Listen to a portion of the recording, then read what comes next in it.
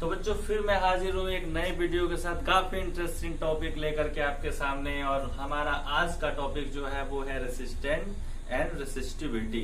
इस वीडियो में हम लोग रेसिस्टेंस और रेसिस्टिविटी को काफी अच्छे से समझेंगे। पिछले वीडियो में हम लोगों ने ओम्स लॉ तक पढ़ा था। ओम्स लॉ के जस्ट बाद आपका रेसिस्टेंस की बात आई थी वहां पे। तो रेसिस्टेंस और रेसिस्टिविटी होता क्या है, इस वीडियो में हम लोग उसको काफी अच्छे से डील करने वाले हैं। तो फिर मैं पहले आपको बता दूं कि ये इलेक्ट्रिसिटी मेरा पार्ट 4 है। इसके 3 पार्ट पहले आपको प्लेलिस्ट में मिलेंगे। अगर आप उसे नहीं देखे हो तो प्लीज जा करके उसे पहले देख के और तब पार्ट 4 देखे तो आपको अच्छे से समझ में आएगा। तो इस वीडियो में क्या है, हम लोग रेसिस्टिविटी और रेसिस्टेंस को पढ़ने वाले हैं। तो friends, myself Krishna Abhishek and welcome to my YouTube channel Gurukul science world. अब बच्चों बिना टाइम वेस्ट किए हम लोग स्टार्ट करते हैं आज का टॉपिक। तो आज का टॉपिक जो है वो स्टार्ट होने वाला है रेसिस्टेंस से, जो कि हमने ओम्स लॉ में जहां से खत्म किया था। ओम्स लॉ मेरा एंड हुआ था, वहां पे हमने बात की थी रेसिस्टेंस की। रेसिस्टेंस होता क्या है, हम लोगों ने क्या बताया था कि रेसिस्टेंस क्या होता है, जब करंट के फ्लो को जो अपोज करता है वो रेसिस्टेंस कहलाता है। पिछले वीडियो में हमने काफी इसको अच्छे से डील नहीं किया था, क्योंकि ओम्स लॉ में एक कांस्टेंट हमको मिला था कि पोटेंशियल डिफरेंस और इलेक्ट्रिक करंट के रेशियो का कांस्टेंट जो होता है वो हमारा रेसिस्टेंस होता है। हमने वहां तक पढ़ा था। जैसे पिछले वीडियो में हम लोगों ने ओम्स लॉ पढ़ा था। ओम्स लॉ में हमने क्या देखा था, पोटेंशियल डिफरेंस यानी VI=R। पोटेंशियल डिफरेंस और इलेक्ट्रिक करंट का जो रेशियो था वो हम लोगों ने देखा था, क्या था, एक कांस्टेंट था। जी आर क्या था, आर एक कांस्टेंट था और इसी कांस्टेंट का नाम हम लोगों ने रखा था रेसिस्टेंस। इस वीडियो में हम लोग इसी रेसिस्टेंस के बारे में पढ़ने वाले हैं कि ओम्स लॉ में जो कांस्टेंट दिया गया था रेसिस्टेंस, और रेसिस्टेंस एक्चुअली में होता क्या है। तो वीडियो को पूरा देखिएगा। इस वीडियो को देखने के बाद आपका किसी भी तरह का डाउट जो होगा रेसिस्टेंस पे नहीं रहेगा। अच्छे से देखिएगा, समझने का कोशिश कीजिएगा। मैं पूरी तरह से आपको समझाने की कोशिश करूंगा। तो चलिए बच्चों, हम लोग स्टार्ट करते हैं क्या, रेसिस्टेंस। तो रेसिस्टेंस से स्टार्ट करने से पहले हम लोग पहले इसकी डिफिनेशन की बात करें। आखिर में रेसिस्टेंस होता क्या है। रेसिस्टेंस में हमने अभी आपको बताया कि जो ये अपोज करता है फ्लो ऑफ करंट को किसी भी कंडक्टर में फ्लो होने से। कंडक्टर में इलेक्ट्रिसिटी फ्लो होती है और किसी भी कंडक्टर में जब इलेक्ट्रिसिटी फ्लो होती है और उसको जो अपोज करता है वही हमारा क्या कहलाता है, रेसिस्टेंस कहलाता है। यानी रेसिस्टेंस क्या है, एक प्रॉपर्टीज है कंडक्टर का। The properties of a conductor due to which is oppose the flow of current through it is called resistance. तो बच्चों इसको हम लोग लिख लेते हैं। एक चीज और आपको बता दूं, कंडक्टर के बहुत सारे प्रॉपर्टीज होते हैं, जिसमें से एक हमारा ये रेसिस्टेंस भी होता है। तो रेसिस्टेंस क्या है, the properties of a conductor. तो लिखते पहले the property of the conductor. Conductor का वो properties which oppose the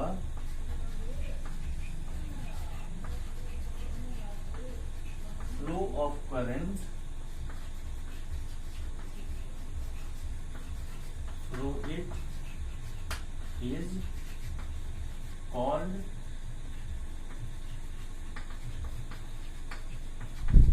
resistance। ये बच्चों हो गया डेफिनेशन। डेफिनेशन में हम लोगों ने क्या बात किया, डेफिनेशन में हमने एक चीज क्लियर हो गया कि रेसिस्टेंस क्या है। तो रेसिस्टेंस क्या करता है, अपोज करता है बच्चों। अपोज करता है, किसको अपोज करता है, तो वो करंट को, यानी किसी भी फ्लो ऑफ करंट को, किसी कंडक्टर में जब करंट फ्लो करता है उसको अपोज करता है रेसिस्टेंस।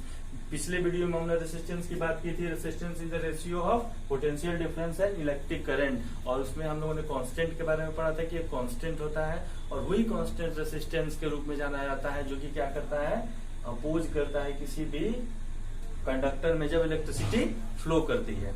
अच्छे से समझ में आया आपको। Resistance is oppose the flow of current. बस इसको बिल्कुल माला की तरह जप जाओ resistance is a flow of electric current oppose the flow of electric current, oppose the flow of electric current. अब इसको थोड़े से छोटे से एग्जांपल के रूप में अगर हम लोग समझना चाहें तो आप लोगों ने स्पीड ब्रेकर देखा होगा। स्पीड ब्रेकर से क्या होता है, जैसे गाड़ियां बहुत सारी चलती हैं, अब मान के चलो यहाँ पे क्या है, स्कूल है, स्कूल है तो गाड़ी का स्पीड जो होगा वो काफी ज्यादा होगा। तो हम लोग क्या करते हैं, हम लोग देखते हैं कि स्कूल है यानी यहाँ पे काफी बच्चे आते जाते होंगे, तो हम लोग क्या करते हैं, किसी तरह से गाड़ी को बोलते हैं स्लो हो जाने के लिए। बोलने से कोई गाड़ी स्लो होगी नहीं, हमने क्या किया, एक बड़ा सा स्पीड ब्रेकर यहाँ लगा दिया। अब इस स्पीड ब्रेकर को देख करके गाड़ी क्या हो, ऑटोमेटिक स्लो हुई, क्योंकि ये स्पीड ब्रेकर जो होता है वो थोड़ा सा क्या होता है, कर्व होता है सरफेस से, तो इस पे देख कर ये ड्राइवर क्या करते हैं, अपने स्पीड को स्लो कर लेते हैं। अब यही स्पीड ब्रेकर क्या करता है, हमारा रेसिस्टेंस होता है। यही स्पीड ब्रेकर क्या है, रेसिस्टेंस है। अब समझ जाओ कि यहाँ से क्या आ रहा है, करंट आ रहा है, यहाँ से करंट चला। अब ये रेसिस्टेंस क्या किया, इसकी डायरेक्शन स्पीड की क्या किया, फ्लो को अपोज करना चाहा, यानी ये रेसिस्टेंस बोला कि करंट थोड़ा सा रुक के तब आगे की तरफ बढ़। रेसिस्टेंस क्या बोला करंट से कि थोड़ा सा हमारे पास रुको और फिर आगे चले जाओ, यानी उसके फ्लो होने में क्या क्या रोकने का काम किया, अपोज किया। जिस डायरेक्शन में करंट जा रहा था रेसिस्टेंस क्या किया, उसे अपोज किया। अब फ्लो ऑफ करंट को जो अपोज करता है हम लोग क्या बोलते हैं, उसी को रेसिस्टेंस बोलते हैं। और ये एक कंडक्टर का ही प्रॉपर्टीज होता है। तो अब बच्चों हम लोग समझते हैं, अगले टॉपिक की तरफ चलते हैं कि इसका एसआई यूनिट क्या होता है। एसआई यूनिट ऑफ रेसिस्टेंस, आपने पढ़ा होगा रेसिस्टेंस को एक्चुअली जो डिफाइन किया था वो क्या था, जॉर्ज साइमन ओम ने। तो उन्हीं के नाम पे इसका नाम भी क्या रखा गया, इसके एसआई यूनिट का नाम ओम, जिसको हम लोग इस सिंबल से डिनोट करते हैं। ये सिंबल बिल्कुल इंसान की तरह लगता है, केवल इंसान का मुंडी, ठीक है। तो ये हो गया आपका एसआई यूनिट ऑफ ओम। अब sorry SI unit of resistance. अब हम लोग बात करते हैं कि रेसिस्टेंस जो होता है वो किस किस फैक्टर पे डिपेंड करता है। अब बच्चों रेसिस्टेंस बहुत सारे फैक्टर पे डिपेंड करता है, बहुत सारे नहीं बस 4 ही फैक्टर पे डिपेंड करता है। जैसे कि अब एक एक करके उसके बारे में हम लोग पढ़ते हैं। अगला टॉपिक फैक्टर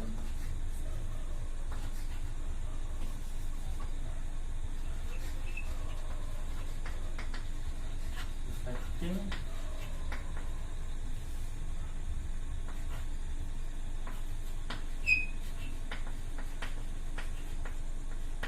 रेसिस्टेंस। तो सबसे पहला फैक्टर जिसपे रेसिस्टेंस डिपेंड करता है वो होता है length of the conductor. Length of the conductor. बच्चों फिर से आपको बोल दो काफी इंपॉर्टेंट टॉपिक है, हमेशा बोर्ड से क्वेश्चन आते हैं इस टॉपिक से, इसलिए इसको अच्छे से पढ़िएगा आप लोग और समझ के पढ़िएगा। जो अगर आप पेन कॉपी लेके बैठे हैं तो उसको नोट करते चलो साथ में। हिंदी मीडियम वाले बच्चे हैं, हम जो भी हिंदी में बताएंगे उसको नोट कर सकते हैं। तो जो सबसे पहला फैक्टर क्या हुआ, रेसिस्टेंस का इफेक्ट किस पे किया, लेंथ ऑफ ए कंडक्टर, यानी कंडक्टर के लेंथ पे डिपेंड किया। दूसरी चीज हम लोग बात करें, सेकेंड जो होता है वो होता है area of cross section. Cross section area पे डिपेंड करता है। तीसरा डिपेंड करता है नेचर ऑफ मटेरियल। और फोर्थ डिपेंड करता है टेम्परेचर पे। ये 4 चीजों पे हमारा रेसिस्टेंस क्या करता है, डिपेंड करता है। कौन कौन से, length of the conductor, area of cross section, nature of material, temperature. अब इसको एक एक करके हम लोग अच्छे से समझेंगे, क्योंकि इसी फैक्टर से हम लोग रेसिस्टेंस का फॉर्मूला निकालने वाले हैं। तो सबसे पहले हम लोग बात किए लेंथ ऑफ अ कंडक्टर। अब लेंथ ऑफ कंडक्टर पे किस तरह से रेसिस्टेंस क्या होता है, इफेक्ट पड़ता है। तो लेंथ क्या होता है, किसी भी ऑब्जेक्ट का या किसी भी कंडक्टर का लेंथ जब हम लोग बढ़ाते हैं तो रेसिस्टेंस भी बढ़ जाता है। तो क्या बोलेंगे, the resistance of a conductor is directly proportional to length. The resistance of the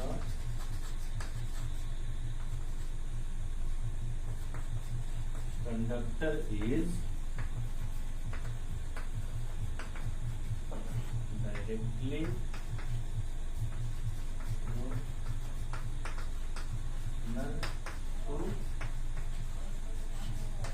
to length। तो ये इसको हम लोग लिख सकते हैं R directly proportional to L, equation number first. बिल्कुल क्लियर है। फर्स्ट में हम लोगों ने क्या बताया, factor effective resistance length of a conductor, length पे डिपेंड करेगा। कैसे डिपेंड किया, डायरेक्टली प्रोपोर्शनल हो गया सीधा। लेंथ को रेजिस्टेंस डबल करो, लेंथ डबल हो जाएगा। लेंथ को डबल करने से रेजिस्टेंस हमारा डबल हो जाएगा। अगर हमको लेंथ को डबल करना है तो रेजिस्टेंस को भी डबल करना पड़ेगा। यानी रेजिस्टेंस जैसे लेंथ को हम लोग 2 गुना करेंगे, रेजिस्टेंस ऑटोमेटिक 2 गुना हो जाएगा। सेकेंड जो था हम लोगों का, सेकेंड था लेंथ। अब इसको देखिए, इसको थोड़ा सा हम लोग फिगर के रूप में समझते हैं। जैसे कि लेंथ क्या होता है, ये सपोज करो कंडक्टर है, तो ये इसका क्या हो गया, L हो गया। यानी इस लेंथ को डबल करने पे हमारा रेजिस्टेंस डबल हो जाएगा। सेकेंड थिंग जो हम लोग हमको पढ़नी है वो क्या है, area of cross section, area of cross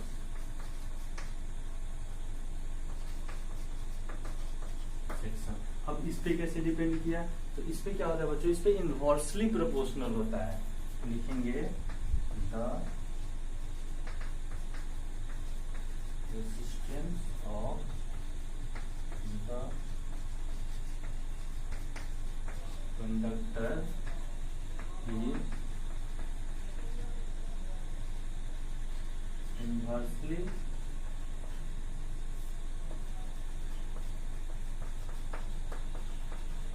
proportional to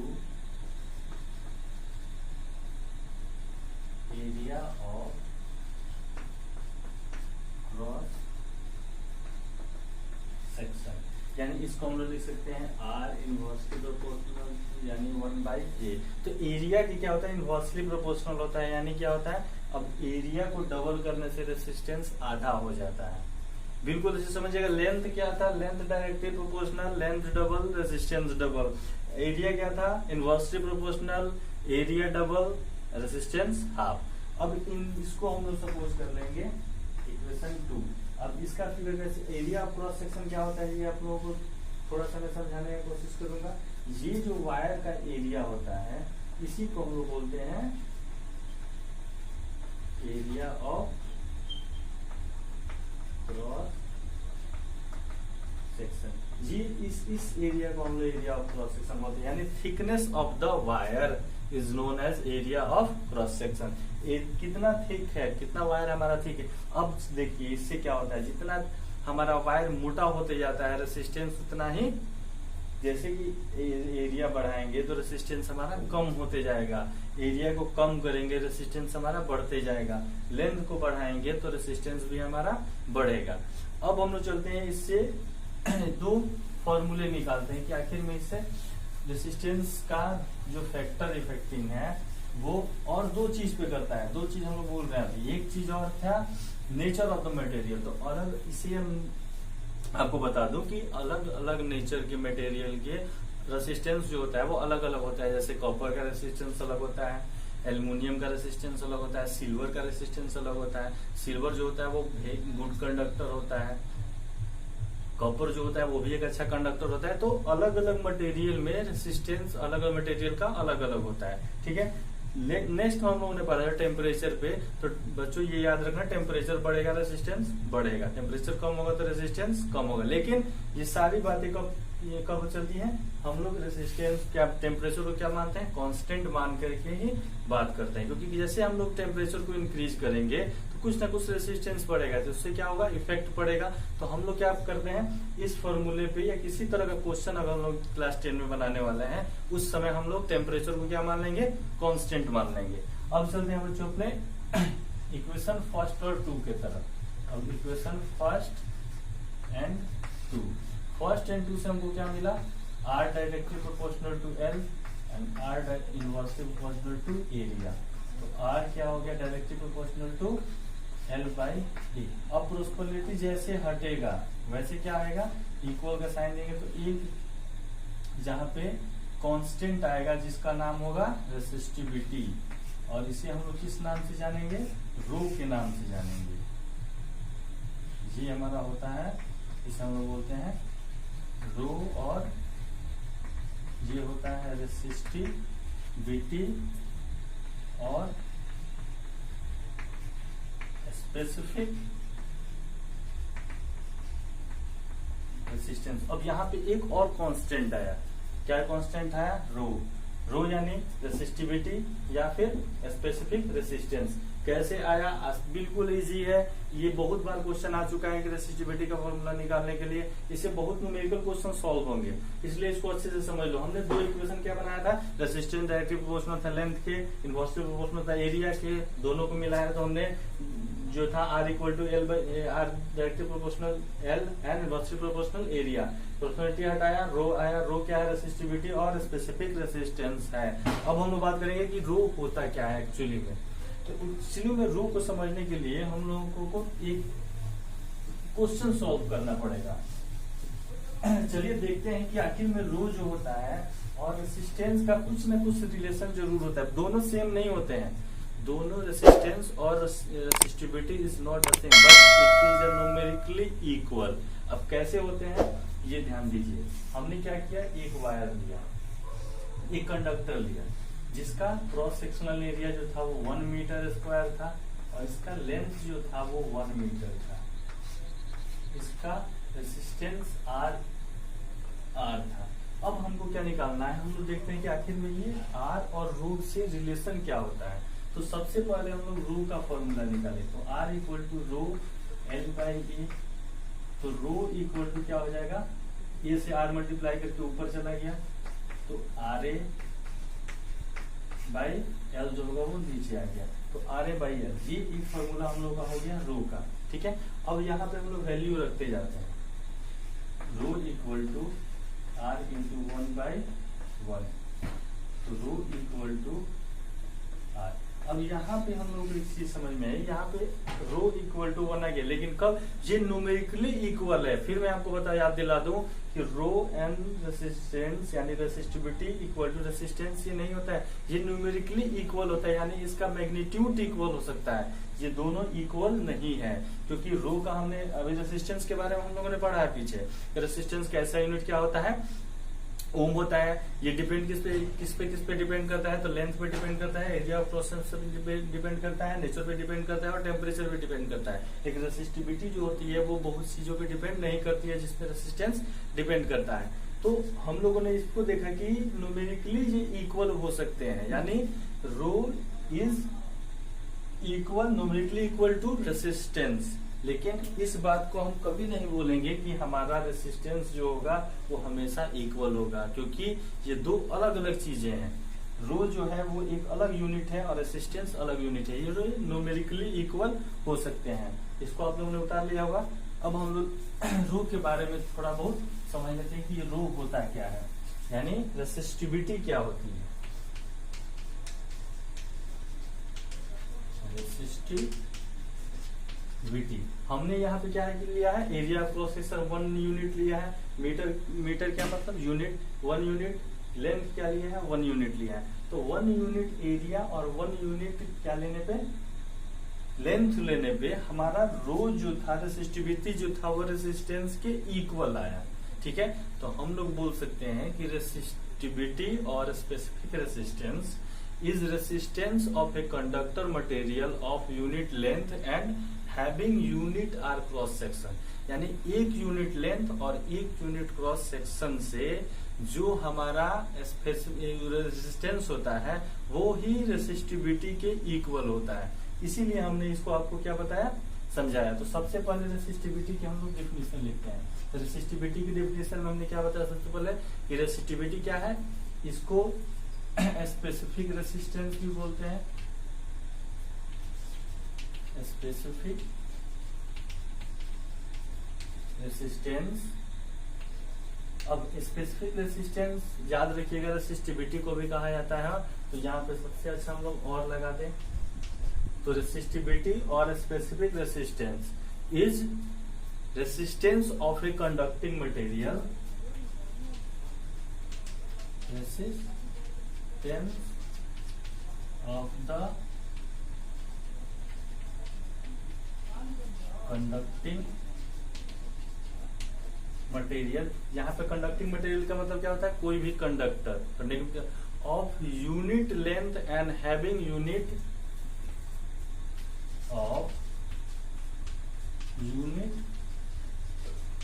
length and having unit area of cross section, area of cross section।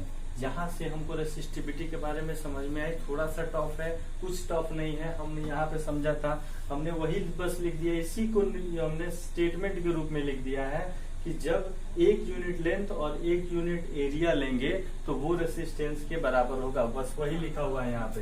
Resistivity और स्पेसिफिक रेसिस्टेंस इज रेसिस्टेंस, यानी ये रेसिस्टिविटी होगा या स्पेसिफिक रेसिस्टेंस होगा, वो भी एक रेसिस्टेंस होगा। कब, किसी भी कंडक्टर मटेरियल में जब एक यूनिट लेंथ लेंगे और एक यूनिट क्रॉस सेक्शन एरिया लेंगे, तब हमारा न्यूमेरिकली इक्वल हो जाएगा रेसिस्टेंस और resistivity.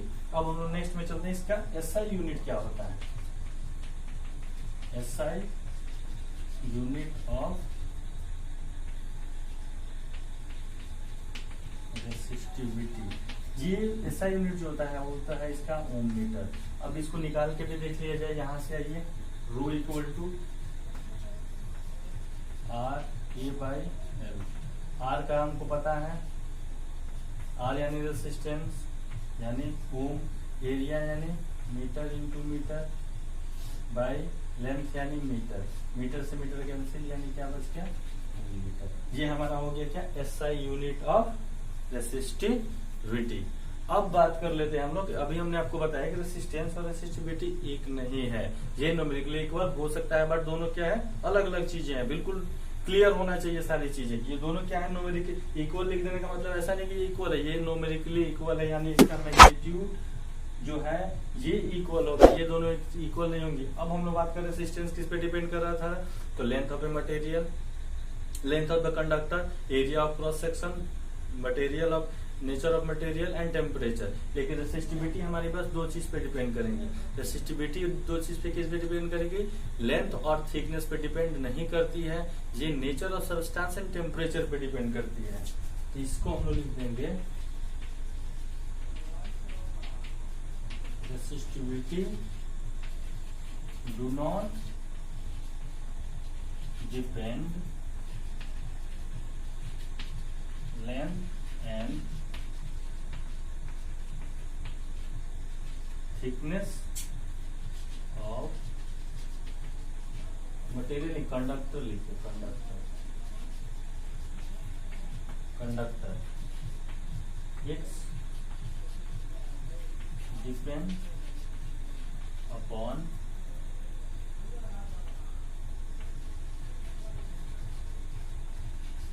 Nature of material and temperature. ये दो चीजों पे डिपेंड करेगा, नेचर ऑफ मटेरियल पे और टेम्परेचर पे। यानी रेसिस्टिविटी हमारी थिकनेस पे, लेंथ पे और थिकनेस पे यानी क्रॉस सेक्शन एरिया और लेंथ पे डिपेंड नहीं करती है, जिसपे कि रेसिस्टेंस डिपेंड करता था। तो बच्चों ये वीडियो जो था ये पूरी तरह से बेस्ड था आपके किस पे, रेसिस्टिविटी और रेसिस्टेंस पे। हमने पूरी तरह से कोशिश किया आपको ये दोनों टॉपिक अच्छे से समझाने का। अगर आपको वीडियो अच्छा लगा हो तो कृपया इसे लाइक करें, अगर आप हमारे चैनल पर नए हैं तो सब्सक्राइब करें, और किसी भी तरह का कोई भी डाउट हो आपको तो कमेंट सेक्शन में जरूर पूछें। तब तक के लिए आप सबका बहुत बहुत धन्यवाद। आप लोग घर पे रहें, सुरक्षित रहें।